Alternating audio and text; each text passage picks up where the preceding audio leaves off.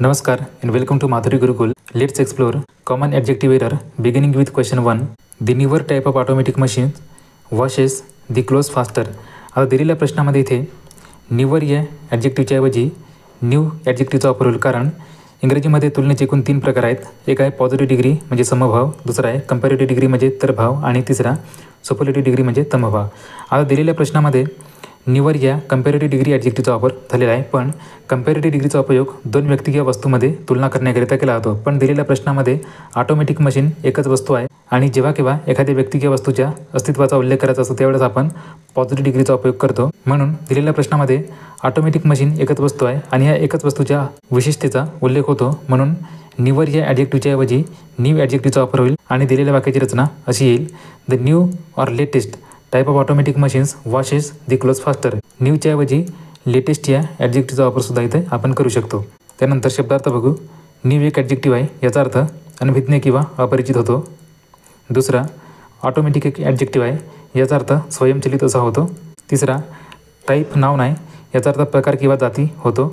आणि शेवटचा फास्टर एक ॲडवर्ब आहे, याचा अर्थ जलद किंवा तीव्रतर या अर्थी आपणाला वापरू शकतो. दुसरा प्रश्न: after a careful investigation we discover that the house was infested with termites. आता दिलेल्या प्रश्नामध्ये इन्व्हेस्टिगेशन एक नाऊन आहे आणि इन्व्हेस्टिगेशन या नामाच्या पूर्वी केअरफुली ॲडवर्ब म्हणजे क्रियाविशेषण आलेलं आहे. आणि जेव्हा केव्हा एखाद्या नामाची विशेषता सांगायची असते त्यावेळेस आपण विशेषणाचा म्हणजे ॲडजेक्टिव्हचा उपयोग करतो. म्हणून दिलेल्या प्रश्नामध्ये इन्व्हेस्टिगेशन या नामाच्या पूर्वी केअरफुली ॲडवर्बच्या ऐवजी केअरफुल ॲडजेक्टिव्हचा वापर होईल आणि वाक्याची रचना अशी येईल: after careful investigation we discover that the house was infested with termites.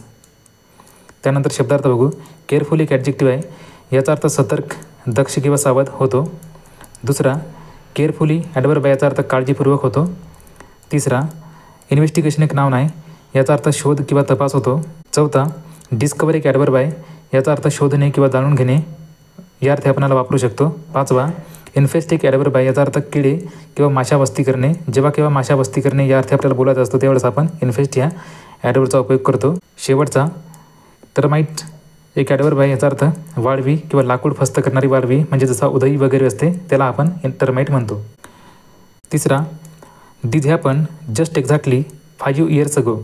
आता दिलेल्या प्रश्नामध्ये जस्ट आणि एक्झॅक्टली हे दोन्ही ॲडवर्ब आहेत आणि या दोन्ही ॲडवर्बचा उपयोग सोबत कधीच होत नाही. एकतर वाक्यामध्ये जस्ट येईल किंवा एक्झॅक्टली येईल. म्हणून दिलेल्या वाक्याची रचना अशी येईल की दिस हॅपन जस्ट 5 years ago किंवा दिस हॅपन एक्झॅक्टली 5 years ago. शब्दार्थ बघू. हॅपन एक वर्ब आहे, याचा अर्थ होणे किंवा सहज घडणे असा होतो. दुसरा जस्ट एक ॲडवर्ब आहे, याचा अर्थ लगेच, अचानक किंवा अकस्मात या अर्थी आपणाला वापरू शकतो. तिसरा एक्झॅक्टली एक ॲडवर्ब आहे, याचा अर्थ तंतोतंतपणे किंवा एकदम असा होतो. आणि चौथा अगो एक ॲडवर्ब आहे, याचा अर्थ मागे किंवा पूर्वी असा होतो. चौथा प्रश्न: I have many works to do. आता दिलेल्या प्रश्नामध्ये इथे वर्क एक अनकाउंटेबल नाऊन आहे आणि अनकाउंटेबल नामापूर्वी वर्क या नामापूर्वी मेनी ॲडजेक्टिव्हचा उपयोग झाला आहे. अगोदर आपण कॉन्सेप्ट समजून घेऊ. आता मेनी ॲडजेक्टिव्हचा उपयोग प्रश्नार्थक आणि नकारात्मक वाक्यामध्ये होतो आणि याचा उपयोग सामान्यतः काउंटेबल नामासोबत केला जातो म्हणजे गणनीय नामांसोबत होतो. पण दिलेल्या प्रश्नामध्ये इथे वर्क एक अनकाउंटेबल नाऊन आहे आणि साधारणतः वर्क या नामापूर्वी अ लॉट ऑफ किंवा मच किंवा लॉट्स ऑफ या ॲडजेक्टिव्हचा उपयोग होतो.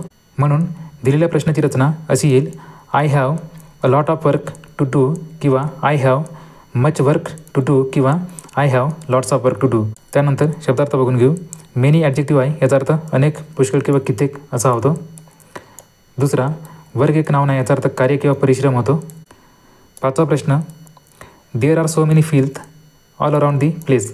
आता या प्रश्नामध्ये इथे फिल्थ एक अनकाउंटेबल नाऊन आहे, म्हणून या ठिकाणी मेनी ॲडजेक्टिव्हच्या ऐवजी मच या ॲडजेक्टिव्हचा उपयोग होईल. कारण अगोदर आपण चौथ्या प्रश्नामध्ये बघितला आहे की मेनी ॲडजेक्टिव्हचा उपयोग काउंटेबल नामासोबत म्हणजे गणनीय नामांसोबत आणि प्रश्नार्थक आणि नकारात्मक वाक्यामध्ये केला जातो. पण दिलेल्या प्रश्नामध्ये फिल्थ एक अनकाउंटेबल नाऊन आहे, म्हणून अनकाउंटेबल नामासोबत साधारणतः मच या ॲडजेक्टिव्हचा उपयोग होतो. म्हणून दिलेल्या प्रश्नाची रचना अशी येईल: there are so much filth all around the place. त्यानंतर शब्दार्थ बघू. फिल्थ एक नाऊन आहे, याचा अर्थ कुजलेले अन्न, भाजीपाला किंवा घाण किंवा अश्लील भाषा किंवा विचार या अर्थी आपणाला वापरतो. त्यानंतर अराउंड एक ॲडवर्ब आहे, ज्याचा अर्थ सभोवती किंवा सुमारे किंवा आसपास असा होतो. आणि तिसरा प्लेस एक नाऊन आहे, याचा अर्थ स्थान, ठिकाण, प्रदेश, शहर किंवा स्थळ असा होतो. Thank you for watching. If you found this video helpful, please like, share and subscribe to Madhuri Gurukul.